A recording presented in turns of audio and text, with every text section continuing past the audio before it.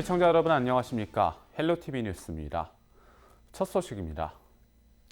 저출산과 고령화, 이에 따른 인구 절벽 문제는 어제 오늘 일이 아닌데요. 특히 농어촌이 많은 지역은 인구가 줄면서 점점 사라질 위기에 처했습니다. 전라남도의 경우 더욱 심각한데요. 전국에서 소멸 위험도가 가장 높게 나타나 대책 마련이 시급해 보입니다.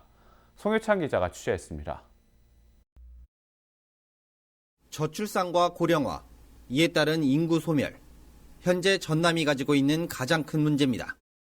현재 전남은 65세 이상 고령 인구 비율이 22.4%로 전국에서 가장 높습니다. 전체 22개 시군 가운데 18곳이 이미 초고령 사회 기준인 20%를 넘어섰고 고흥군이 38.9%로 가장 높았습니다. 전남은 최근 3년간 인구 10만 명당 사망자 수도 전국에서 가장 많았습니다. 2018년 전남의 인구 10만 명당 사망률은 917.3명으로 전국 평균 582.5보다 1.6배 높았고 가장 낮은 세종보다 2.2배 높았습니다. 인구학적 쇠퇴 위험 단계 진입을 나타내는 지방소멸 위험지수에서도 최저 수준을 기록했습니다. 한국고용정보원이 최근 발표한 한국의 지방소멸 위험지수 자료를 보면 전남의 지수는 0.44로 지난해에 이어 17개 광역시도 가운데 유일하게 소멸 위험 지역으로 분류됐습니다. 지방 소멸 위험 지수는 한 지역의 20세에서 39세까지 여성 인구를 65세 이상 인구로 나눈 값으로 지수가 0.5 미만이면 소멸 위험 지역으로 분류합니다. 즉 노인 인구가 가입 여성 인구의 2배 이상으로 그만큼 인구 재생산 가능성이 급감한다는 의미입니다. 지자체별로는 전국 97개 시군구 가운데 16곳은 지수가 0.2 미만인 소멸 고위험 지역이었습니다. 특히 전남 지역은 고흥군이 0.148로 포함됐으며 최근 무안군이 0.501로 소멸 위험에 가까워 늦어도 내년 초 소멸 위험 지역으로 분류될 가능성이 높아졌습니다. 결국 인구 감소에 따른 사회 경제적 문제도 심각해질 수밖에 없습니다. 지역 인구는 소비와 일자리 감소 등으로 지역 경제에 악영향을 주고 빈집 발생에 따른 주변 지역까지 슬럼화되는 등 다양한 문제가 발생하고 있습니다. 매년 인구는 줄고 소멸 위험성까지 높아지고 있는 지금 전라남도가 처한 현실을 직시하고 누구나 할 수 있는 정책이 아닌 맞춤형 인구 대책이 절실해 보입니다. 헬로티비 뉴스 송유창입니다. 인구가 줄어들면 여러 가지 문제가 발생합니다. 그러다 보니 인구수를 유지하기 위해 인접한 지자체끼리 인구 빼가기 경쟁을 벌이는 경우도 발생하고 있는데요. 인구 감소에 따라 지방자치단체가 영향을 받는 것은 무엇인지 취재했습니다. 성정환 기자입니다. 순천시와 광양시의 인구수는 해마다 연말이 되면 크게 요동칩니다. 지난해 말 2달 동안 순천에서 1,400여 명이 줄었는데 반대로 광양 인구는 크게 늘었습니다. 이는 인구수를 유지하기 위해 지자체 간 경쟁이 빚어졌기 때문입니다. 지자체마다 인구수에 민감한 이유는 조직 구성에 영향을 줄 수 있기 때문입니다. 인구 15만 도시는 실국을 4개까지 운영할 수 있는데 인구가 15만 밑으로 내려가면 구성원 100여 명이 넘는 실국 하나가 줄어듭니다. 인구 15만과 20만, 30만 등 구간별 기준에 따라 조직이 개편되다 보니 인구를 지키기 위해 안간힘을 쓰고 있습니다. 더 큰 이유는 인구수에 따라 정부 지원 예산이 달라지기 때문입니다. 정부는 일반 행정과 문화환경, 사회복지와 지역경제 등 4개 분야 16개 항목을 측정해 예산을 편성하는데 이 가운데 12개를 인구수로 평가합니다. 이 지역은 인구가 많으면 돈이 많이 필요하겠구나. 그래서 좀 더 지방교부를 많이 줘야겠다. 뭐 이런 식으로 배분이 되기 때문에 그렇죠. 그러다 보니까 지방자치단체들끼리 인구를 좀 더 많이 유지하려고 하는 그런 경쟁들을 상당히 과열되게 하는 것 같습니다. 인구 감소는 지자체 예산과 조직 축소로 이어지기 때문에 지방 소멸을 가속화하고 있습니다. 때문에 전문가들은 인구 감소를 탓하기 이전에 정부 지원을 확대해 인구가 유입될 수 있는 환경을 만들어야 한다고 조언합니다.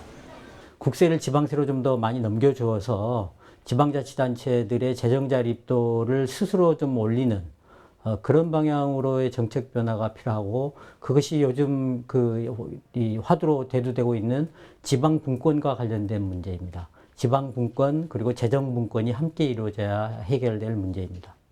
인구 감소는 피할 수 없는 현상이 된 지 오래입니다. 지방 소멸을 막기 위해 예산 편성을 비롯한 다각적인 접근이 절실한 시점입니다. 헬로티비 뉴스 성정환입니다. 지자체는 인구를 한 명이라도 더 늘리기 위해 안간힘을 쏟고 있습니다. 전남의 모든 지자체에 인구 관련 실과가 편성돼 있고 지역별로 특색이 있는 출산, 전입 지원책을 펼치고 있는데요. 자치단체별 지원 실책을 서경 기자가 비교해봤습니다. 인구를 늘리기 위한 자치단체 시책은 다양합니다. 가장 돋보이는 시책은 양육비 지원책입니다. 지역에 거주하는 사람이 아이를 낳도록 유도하고 지원하는 건데 한 명을 출산하면 최소 10만 원에서 최대 500만 원을 지원하고 둘째부터는 지원 금액이 더 늘어납니다. 여기에 산모의 산후조리 비용이나 교육비가 뒷받침됩니다. 결혼하는 인구 비율을 늘리기 위해 결혼 장려금을 지원하는 곳도 있습니다. 결혼을 하면 비용이 지원되는데 나주와 고흥은 100만 원, 해남 200만 원, 영광과 장흥은 500만 원을 지급합니다. 보다 안정적인 주거 환경을 만들기 위한 지원책도 있습니다. 주택 대출이자 지원 사업입니다. 집을 얻기 위해 은행에서 대출을 받으면 다달이 이자가 부담인데 이 이자 금액을 지자체가 떠안는 겁니다. 광양과 순천, 고흥, 영암이 이자 지원을 하고 있습니다. 특색 있는 지원 사업을 펼치는 곳도 있습니다. 여수에서는 전입 인센티브 명목으로 6개월 이상만 거주하면 한 사람당 10만 원을 지원합니다. 4인 가족이면 40만 원을 받는 겁니다. 고흥에서는 전입을 많이 유도한 사람에게 장려금을 지급하는데 최소 50만 원에서 최대 300만 원을 줍니다. 아이 양육하기 좋은 도시 타이틀을 내세운 광양에서는 어린이집부터 고등학교까지 친환경 무상급식을 지원하고 교복비와 대학 학자금 이자 전액을 지원합니다. 이처럼 인구를 늘리기 위한 지자체의 고민은 계속되고 있습니다. 하지만 경쟁이 과해지다 보면 자칫 인구 뺏기라는 덫에 걸릴지도 모를 일입니다. 지역의 인구가 줄어드는 근본적인 원인을 확인하고 실효성 있는 지원책을 만들려는 노력이 항상 우선돼야겠습니다. 헬로티비 뉴스 서경입니다. 앞서 보신 것처럼 줄어드는 인구를 막기 위해 지자체마다 경쟁 아닌 경쟁을 펼치고 있습니다. 전남 22개 시군이 제시한 정책이 100가지 정도인데 사실상 백약이 무효하다라는 말이 나올 정도로 큰 효과를 보지 못했는데요. 이런 가운데 인구 감소 문제를 해결하기 위해서는 특별법이 필요하다며 전라남도와 경상북도가 손을 잡았습니다. 계속해서 박종호 기자입니다.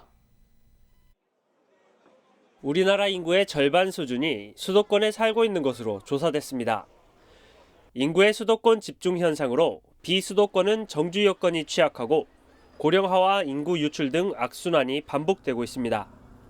비수도권 소멸 위기가 가중되자 전라남도와 경상북도가 손을 잡고 대책 마련에 나섰습니다. 인구 소멸 지역 지원 특별법 제정을 공동으로 논의하고 대응하기로 약속했습니다. 전라남도는 상대적으로 합계 출산율이 높지만 인구가 줄고 있는 게 현실입니다. 최근 3년 동안 전남에서는 4만여 명이 유출됐는데 지난해 1년에만 18,000여 명이 유출된 것으로 집계되면서 문제는 더욱 심각해지고 있습니다. 지자체 사이의 상생 협력 체계 구축을 위해 생활권과 문화권, 경제권 등 다양한 정책을 마련해야 한다는 주장이 제기됐습니다. 지방의 문제가 아니다. 정부에서 재정적으로 도와줘야 된다라는 데 같은 공감대를 좀 형성을 했고요. 그래서 이번에 인구 소멸 지역을 지원하는 그런 특별법을 정부에서 발의를 해주게끔 서울, 경기를 제외한 나머지 시도가 공동으로 뜻을 모으기로 했습니다. 인구 소멸 지역 지원 특별 법안의 주 내용은 건축 규제를 완화하고 지방세 감면과 도로망 확충, 청년 공무원 채용 등이 담겨 있습니다.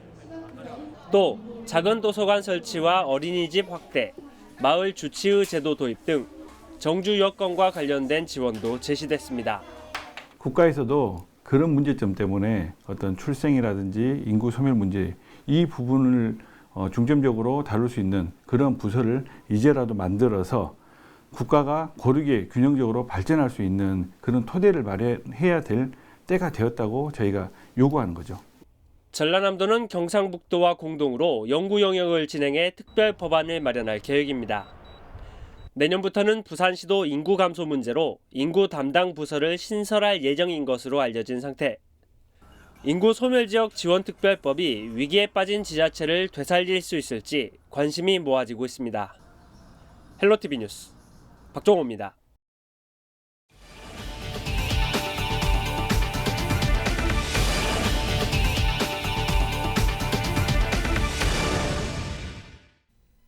학창 시절 만화를 통해 지식을 습득하고 다양한 문화를 접한 분들 많을 텐데요. 요즘 만화는 책자에서 인터넷과 모바일 기기로 구독 환경이 변하고 있습니다.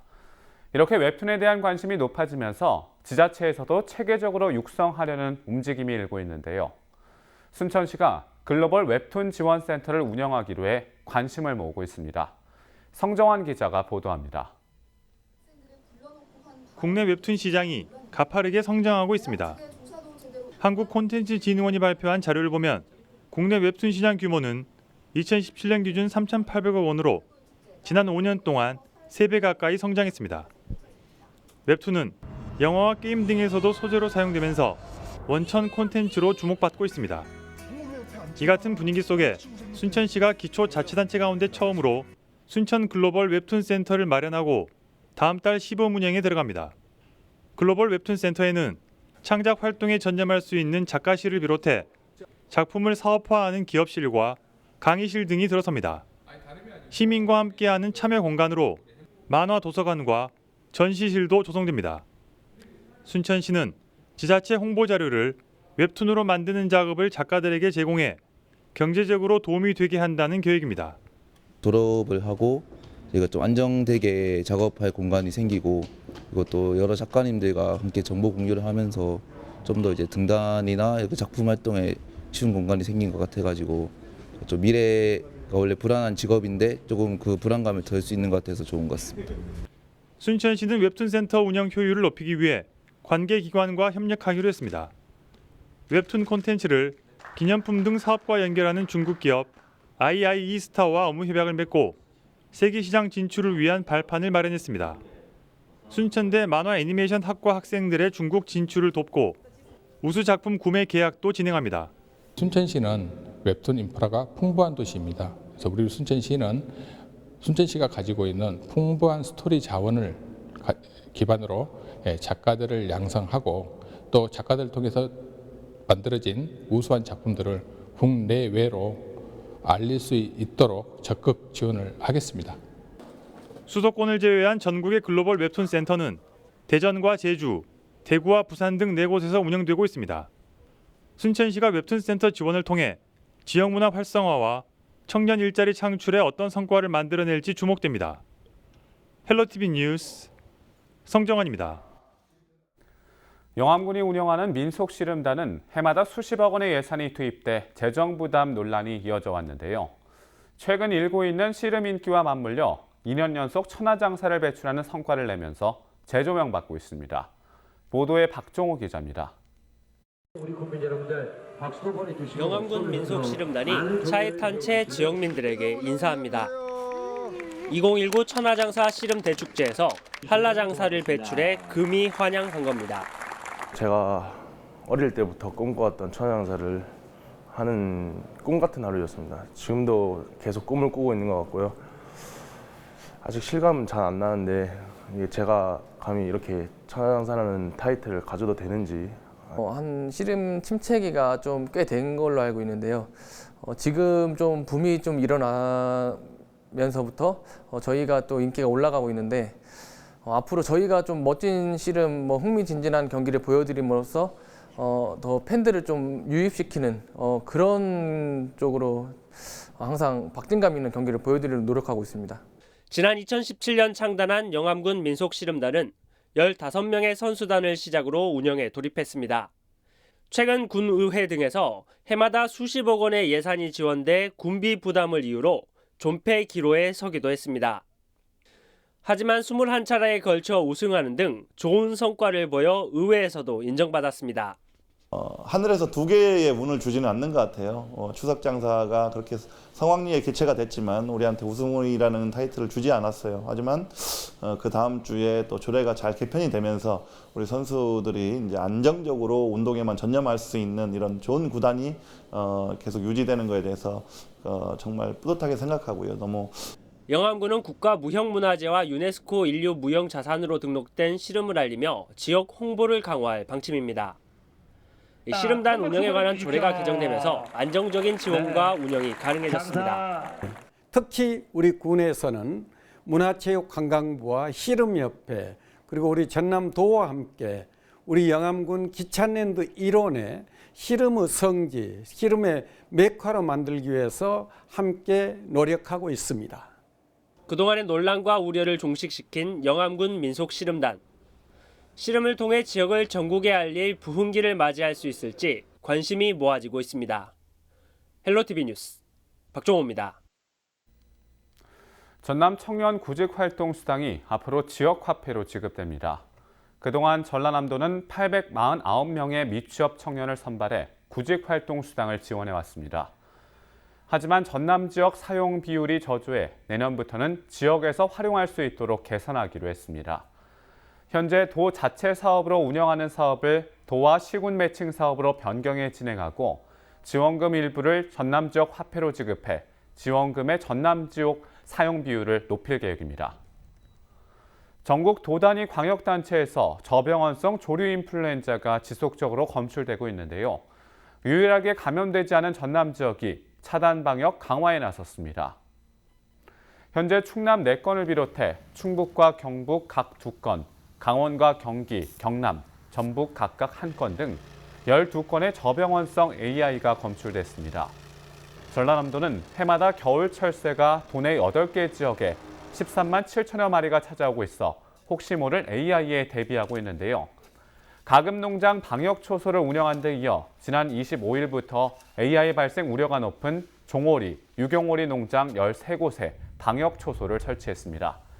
24시간 근무자를 배치해 출입자 통제와 소독 여부 확인 후 농장 진입을 허용하기로 했습니다.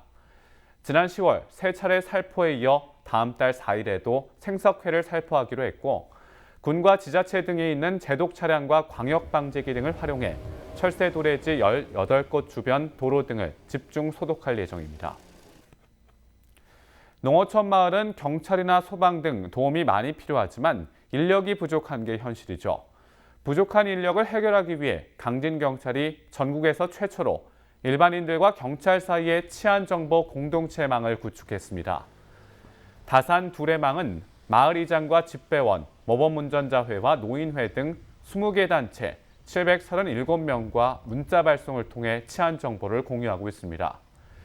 최근에는 102세 할머니가 야간에 집을 나간 뒤 돌아오지 않아 다산 두레망을 통해 발견했습니다. 우리나라에서 가장 오래된 도로 터널이자 유일한 자연 안반 터널이 여수에 있습니다. 만성리에서 X포장을 잇는 말의 2터널인데요. 터널의 낙석 위험 요인을 제거하는 보수 공사가 마무리돼 정상 통행이 가능해졌습니다. 여수시는 말의 2터널의 낙석 위험석을 제거하기 위한 보수 공사를 마무리하고 터널을 개통한 상태라고 밝혔습니다. 말의 2터널은 대한민국에서 가장 오래된 도로 터널이며 일제강점기 조선인과 중국인 강제 노동자들이 정과 망치만으로 터널을 만든 것으로 알려졌습니다. 전남은 최근 5년 동안 전국에서 가장 많은 해양 쓰레기가 발생해 몸살을 앓고 있는데요. 최근 해양 쓰레기를 줄이기 위해 지혜를 모으는 자리가 마련돼 눈길을 끌었습니다.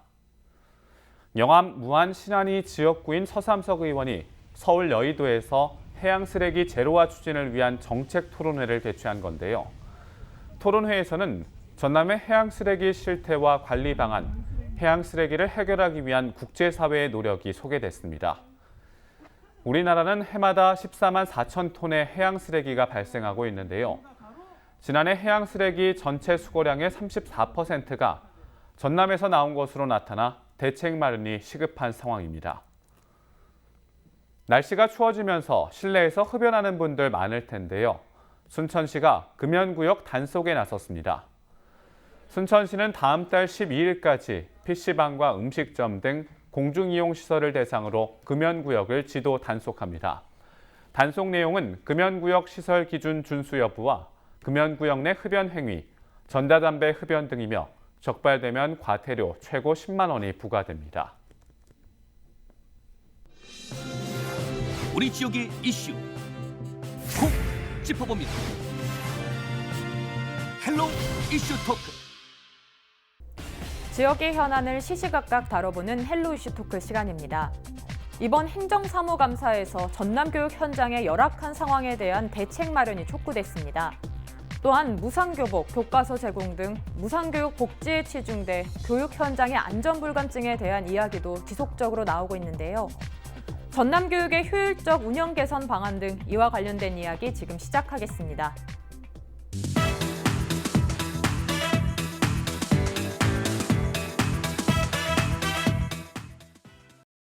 네, 지난해 행정사무감사와 비교했을 때 올해 행정사무감사의 분위기 등 좀 바뀐 부분이니까 달라진 부분들이 있을까요? 예, 지난해는 첫 행정감사였고 우리 전남도의회 약 70% 이상의 초선 의원으로 구성되어 있고요. 저도 마찬가지로 시의원 경험이 없는 도의원 초선입니다. 그렇기 때문에 지난해 첫 행정감사에서는 주로 제가 관심 분야였던 학사 관리에 대한 부분에 집중했었고 또 집행부에서 어떤 부분이 잘못됐는가 이렇게 좀 약간 지적질 중심으로 해왔었어요. 근데 1년 동안 꾸준히 이제 집행부에 대한 공부도 하고 제 나름대로 눈도 넓혔습니다. 그렇게 생각합니다. 그래서 이번 올해 행정감사는 또 너무 학사 관리뿐만 아니라 우리 학생들의 안전에 대한 부분, 이 부분에 대한 부분도 중점적으로 받고 또 단순히 지적질보다는 어떤 대안을 제시하려는 그런 노력을 해왔습니다. 제 나름대로 자평할 때는 지난해보다는 좀 더 나은 점수를 이렇게 줬다고 생각하는데요. 모르겠습니다. 우리 언론인이나 주변 분들이 봤을 때는 좀 달라졌는가는 이제 솔직히 자신은 없습니다만 제 나름대로 자평해 보면 좀 만족스러운 행정감사였다 이렇게 말씀드리고 싶습니다. 네, 그래도 지난해보다 좀 만족스러운 행정감사였다고 말씀해 주셨는데요.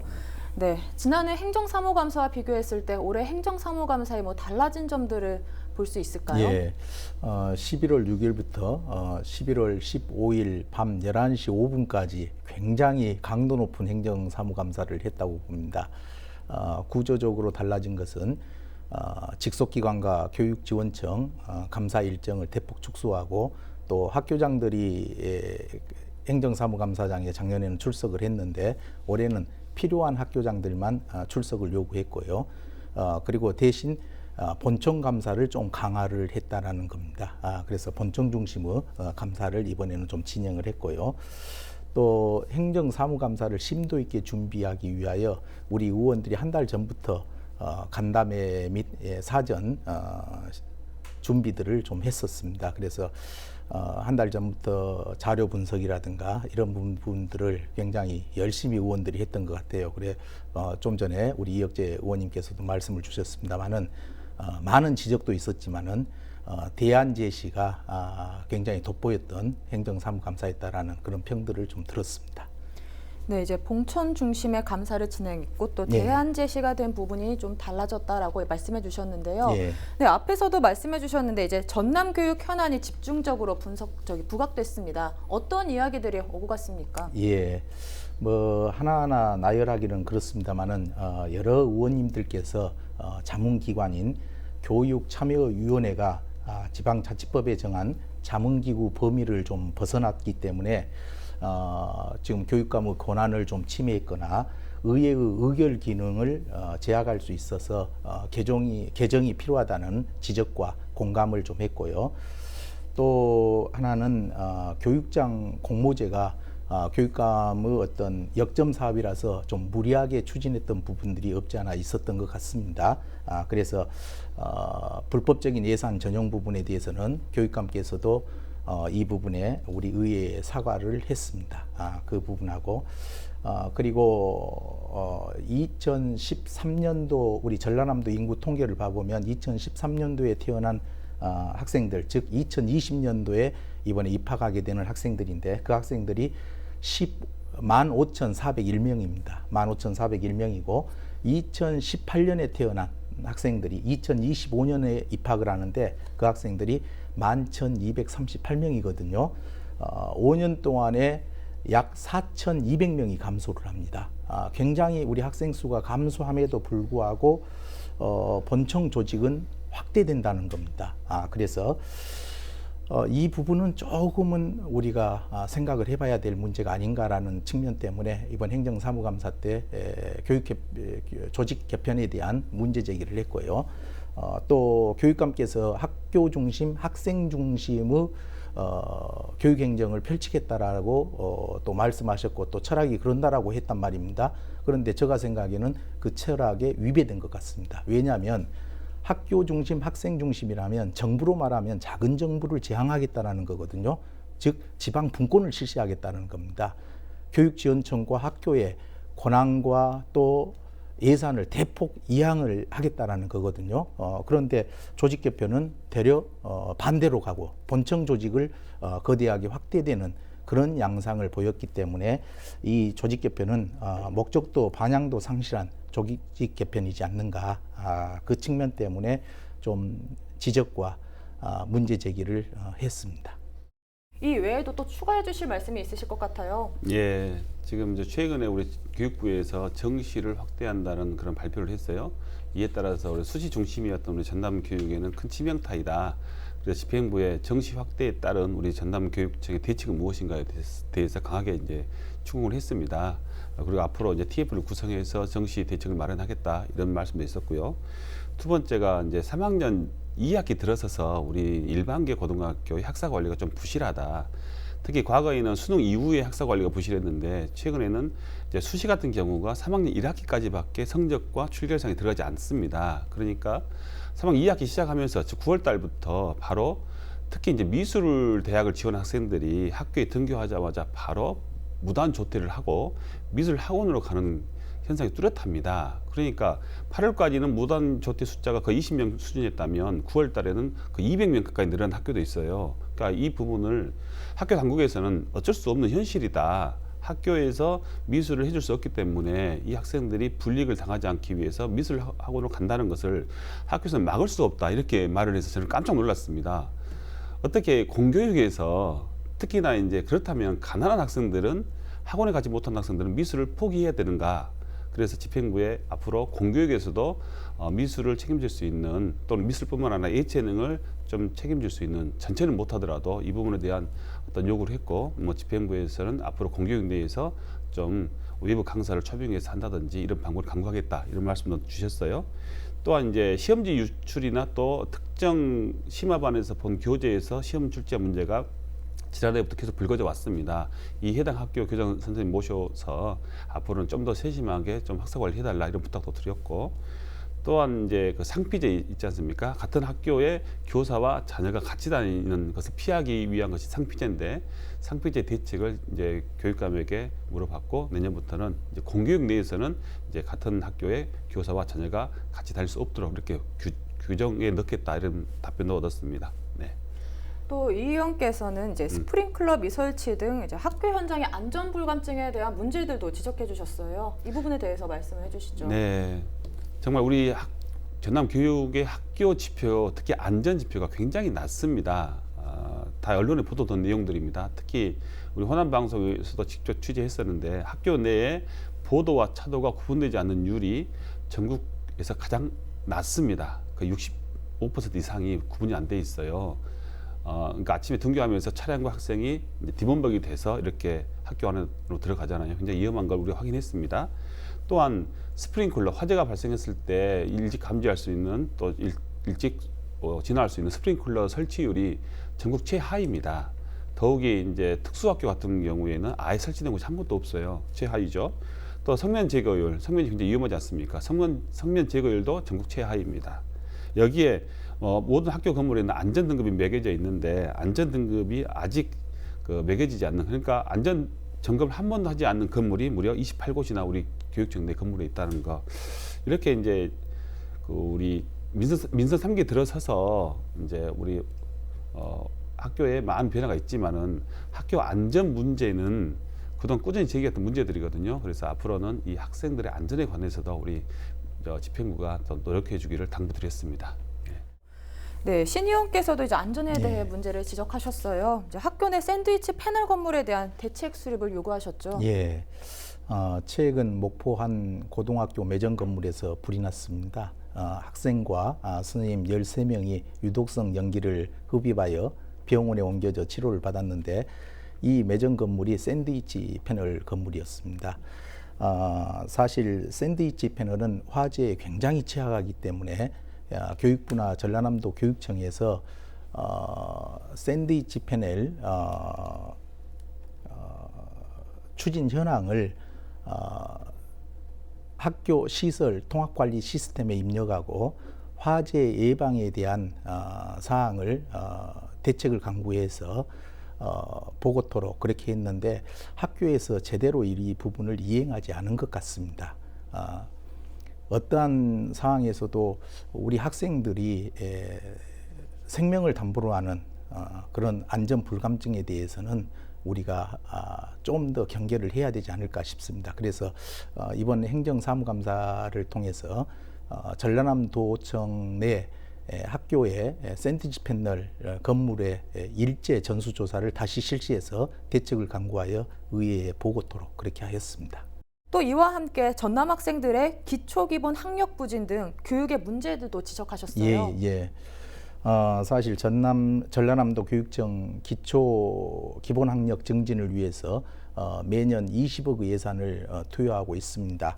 그럼에도 불구하고 기초학력 미달 학생들이 2017년에는 1249명, 2018년에는 2026명, 2019년에는 1705명으로 매년 줄지 않고 있습니다. 사실 OECD 교사 1인당 평균 학생 수를 지도하는 학생들을 보니까 13.9명이고요.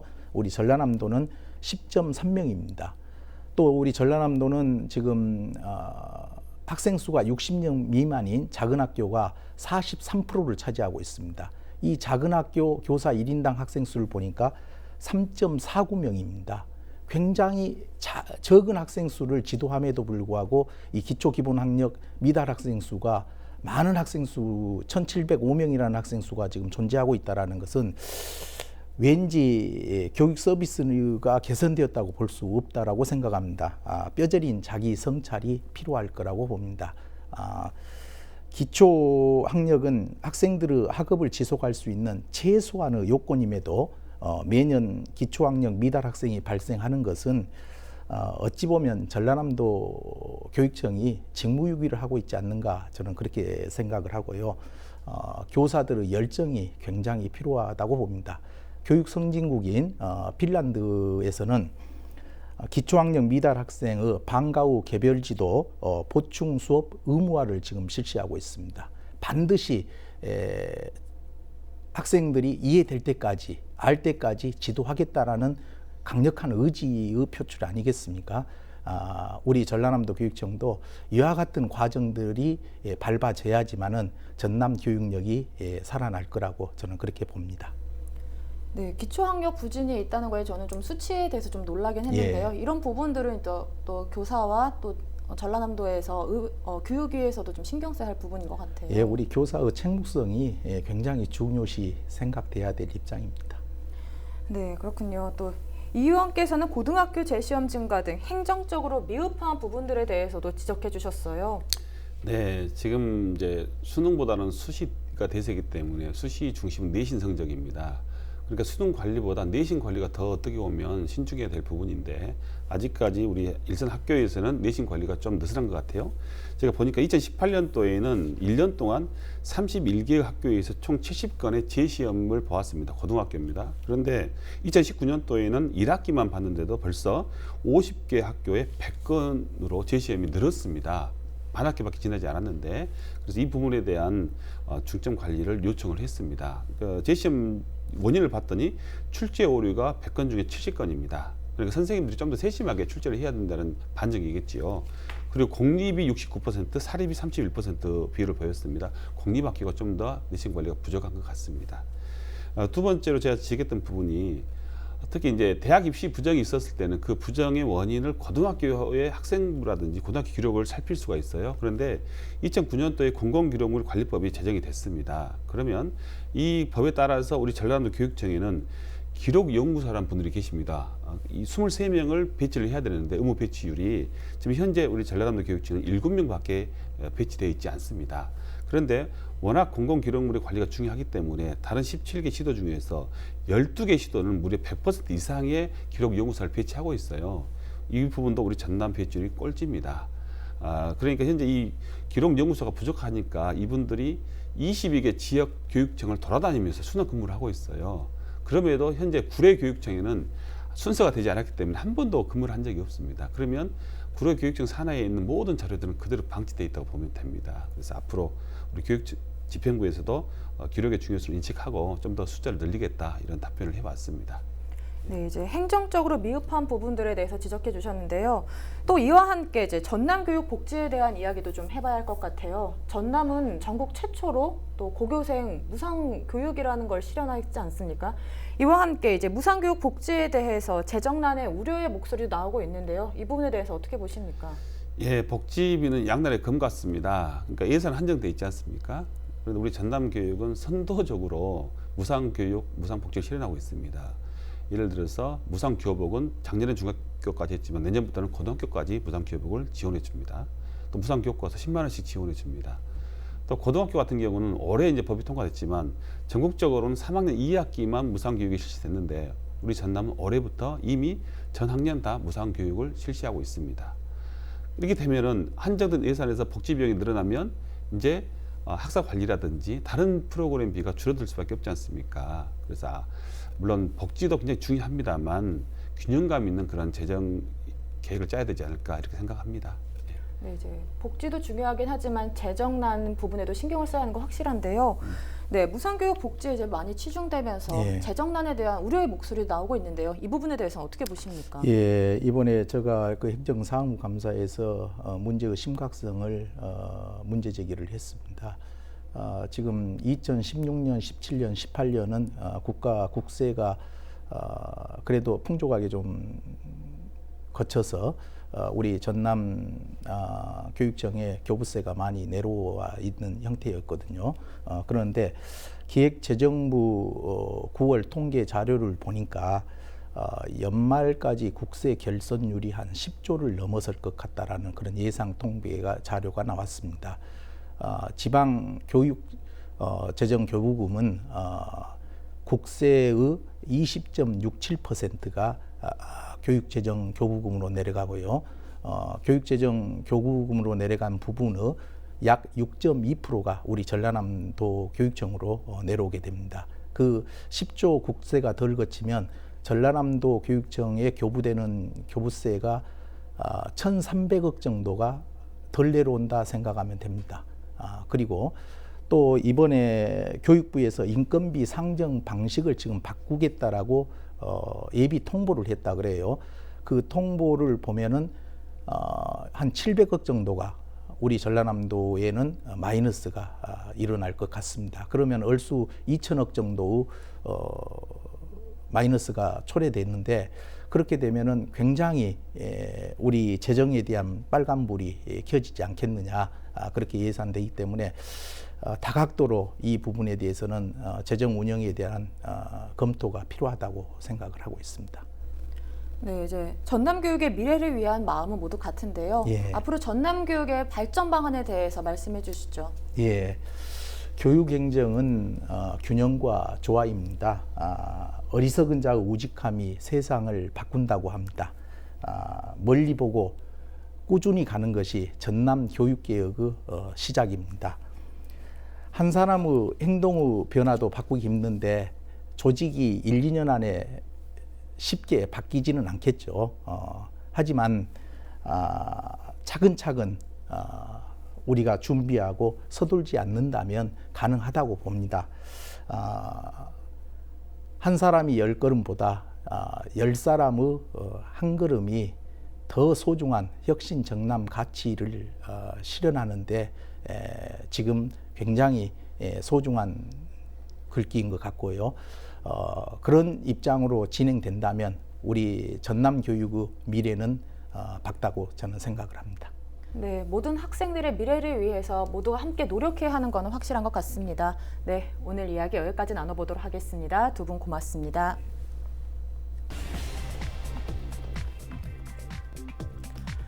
열악한 전남 교육의 재정 자립도 향상부터 전남 학생들의 기초학력 증진 등 급변하는 사회에 대응할 수 있는 방안들이 마련되길 바랍니다.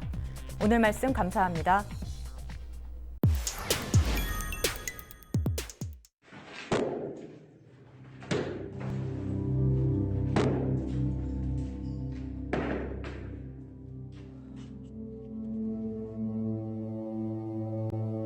당시에 1930년이란 말이에요.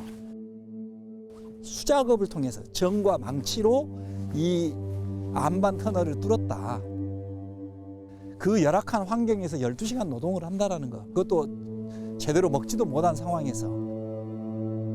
차를 타고 1분이면 지나는 터널.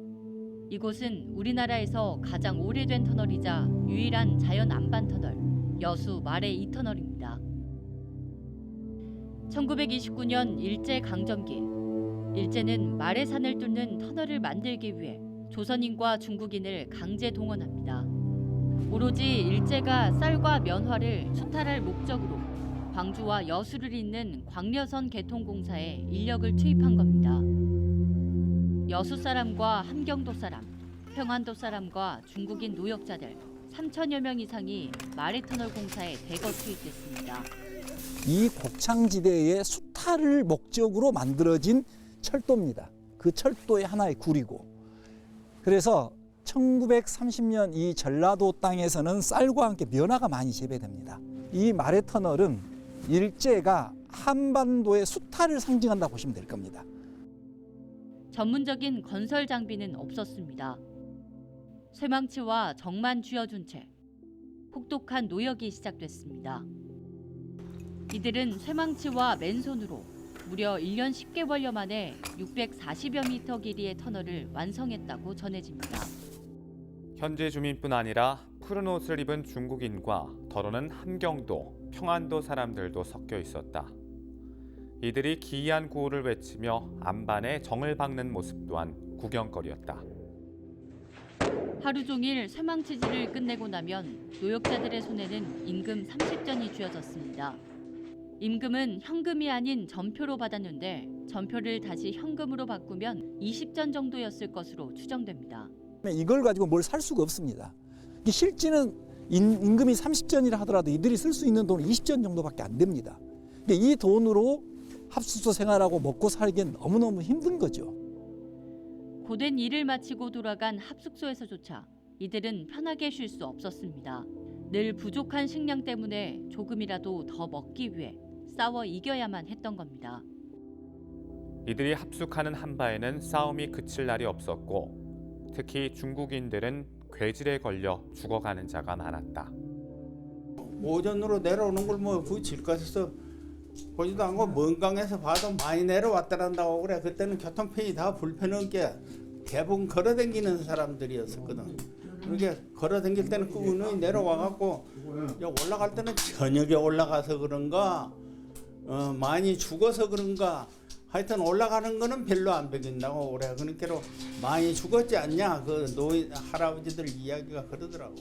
물건 땅에다 묻는데 땅에다 묻어. 그래갖고 죽어버리는 거냐 그 돈 쓱 갚는 거야. 이게 그 우리 부모들 그 이거들 하니까. 전체 길이 640m, 높이 4.3m. 이 거대한 터널 곳곳에는 조선인과 중국인 강제 노동자, 그들의 피와 땀, 눈물, 그리고 한이 서려 있습니다. 쇠망치질 흔적이 빼곡하게 남은 외벽. 노역자들이 일제로부터 당한 핍박과 고통의 신음을 가늠케 합니다. 오늘도 우리는 이 어두운 터널을 지납니다. 터널에 민낯이 드러내놓고 있는 치욕과 아픔의 역사. 현존하는 일제강점기 강제노동의 현장을 우리는 어떻게 마주해야 할까요?